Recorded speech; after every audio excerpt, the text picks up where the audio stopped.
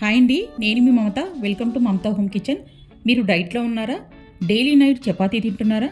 అయితే ఈ వీడియో మీకోసమేనండి. మనం తినే గోధుమ పిండి చపాతీ వల్ల ఈక్వల్ టు రైస్లో ఉన్న కార్బ్సే ఉండడం వల్ల మన బాడీకి అంత పెద్దగా యూజ్ ఉండదండి. కాబట్టి షిఫ్ట్ టు మల్టీగ్రెయిన్ చపాతీ. ఈ మల్టీగ్రెయిన్ పిండిని కూడా బయట కాకుండా ఇంట్లోనే మనం ఎలా హెల్తీగా తయారు చేసుకోవాలో చూద్దాం రండి. ఈ మల్టీగ్రెయిన్ చపాతీ వల్ల షుగర్ స్పైక్ అవ్వకుండా ఉంటుంది. వెయిట్ లాస్ కోసం కూడా బాగా హెల్ప్ చేస్తుందండి. చాలా హెల్తీ. ఎలా ప్రిపేర్ చేయాలో చూద్దాం రండి. రేషియో చూపిస్తున్న చూడండి. ఇక్కడ ఇలా ఒక పెద్ద గిన్నెని తీసుకొని దానిలోకి 2 కేజీల గోధుమలు తీసుకుంటున్నానండి. 2 కేజీల గోధుమలకి 1/2 కేజీ జొన్నలు, 1/2 కేజీ సజ్జలు, 1/2 కేజీ రాగులు, 1/2 కేజీ శనగలు అంటారు కదండి, బ్లాక్వి కొమ్ము శనగలు అంటారు కదా, ఇవి 1/2 కేజీ.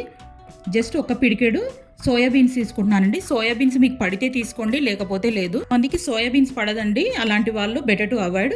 కొత్తగా ట్రై చేసే వాళ్ళు మాత్రం సోయాబీన్స్ వేసుకోకండి. ఆల్రెడీ మీకు పడితే వేసుకోండి, లేకపోతే లేదు. వీటన్నిటి గిన్నెని తీసుకొని 2-3 సార్లు బాగా కడిగి 2 రోజులు బాగా ఎండ ఉన్నప్పుడు ఎండబెట్టేసి మరాడిచ్చి పెట్టుకోవాలండి. చూడండి, తర్వాత పిండి చూపిస్తున్నాను. పిండి ఇలా ఉంటుంది. వీటితోటి చపాతీ కూడా చూపిస్తున్నాను.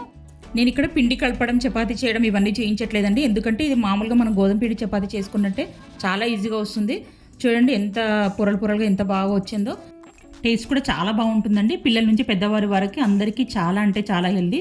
ఒక్కసారి మీరు ఇలా మల్టీగ్రెయిన్ పిండిని తయారు చేసుకొని చూడండి, డెఫినెట్గా మీకు కూడా నచ్చుతుంది. ఈ వీడియో నచ్చితే ఒక చిన్న లైక్ చేయండి, మీ ఫ్రెండ్స్ అండ్ ఫ్యామిలీస్కి షేర్ చేయండి. మరిన్ని హెల్దీ రెసిపీస్ కోసం మమతా హోమ్ కిచెన్ని ఫాలో చేయండి. Thank you for watching.